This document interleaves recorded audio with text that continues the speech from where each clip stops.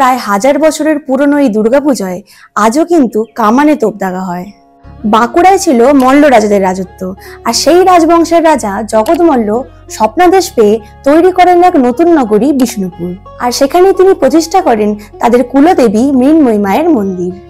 শারদীয় মহাপূজার সময় মল্ল রাজবাড়িতে মা মৃন্ময়ের পুজো হতো খুব ঘটা করে। বিষ্ণুপুর গড় সংলগ্ন মূর্চার পাড়ে বসানো ছিল এক বিরাট কামান, আর মৃন্ময়ী মায়ের মন্দিরে বসানো ছিল এক বিশেষ জলঘড়ি, এবং সেই ঘড়িকে ঘিরেই বসে থাকতেন বিজ্ঞ গ্রহাচার্যেরা সন্ধি পুজোর সঠিক ক্ষণটি নির্দিষ্ট করার জন্য।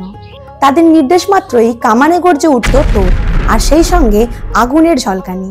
চারিদিকে ঘণ্টা, টাকের গুরু গুরু শব্দ এবং নরনারীর উচ্চকণ্ঠে মামা আবহনে পুরো বিষ্ণুপুরের বাতাস মুখরিত হয়ে থাকত। বিষ্ণুপুরের চলিত ভাষায় এই শব্দকে বলা হতো মল্লের রা। 1889 সাল, বিষ্ণুপুরের সিংহাসনে তখন 60তম মল্লরাজ নীলমণি সিংহদেব, আর ততদিনে সারা দেশ জুড়ে ইংরেজ শাসন বেশ শক্তভুক্ত হয়েছে। সেই সময় এক অতি উগ্র ইংরেজ মহকুমা শাসক আদেশ জারি করলেন যে বিষ্ণুপুরের দুর্গোৎসবে তোপ দাগা যাবে না। কিন্তু এতদিনের প্রথা কি এত সহজেই বিদেশি হস্তক্ষেপে বন্ধ হয়ে যাবে?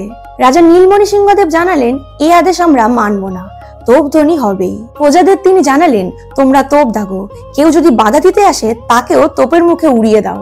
ব্রিটিশদের সশস্ত্র পুলিশ বাহিনী ভয় পেয়ে পালিয়ে গেলেও আদালতে তোলা হলো রাজাকে। তবে মামলায় কিন্তু জয়ী হলেন রাজা এবং এতদিনের প্রচলিত প্রথা।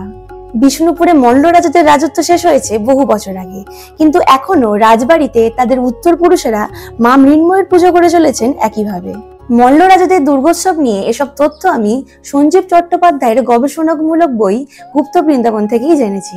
বইটি পত্রভারতীর এবং 170 টাকা দাম। এই বইটা থেকে কিন্তু আপনারা বিষ্ণুপুরের অনেক অজানা ইতিহাস জানতে পারবেন। তবে আমি মা মৃন্ময়ী নিয়ে কথা বলছি, কিন্তু বইয়ের নাম গুপ্ত বৃন্দাবনী। কেন, সেটা নিয়ে না হয় আরেকদিন আলোচনা করব। ততদিনে যদি আপনারা বইটি পড়তে চান তাহলে কিনে ফেলুন, লিংক লাগলে আমাকে কমেন্টে জানান। আমি কস্তুরী, আর দেখা হচ্ছে কস্তুরীর গল্প ঘরে পরবর্তী ভিডিওতে। ততক্ষণ পড়তে থাকুন, আর সকলকে শুভ শারদীয়া এবং অনেক অনেক শুভেচ্ছা। আশা করি আপনাদের দুর্গাপুজো খুব ভালো কাটবে।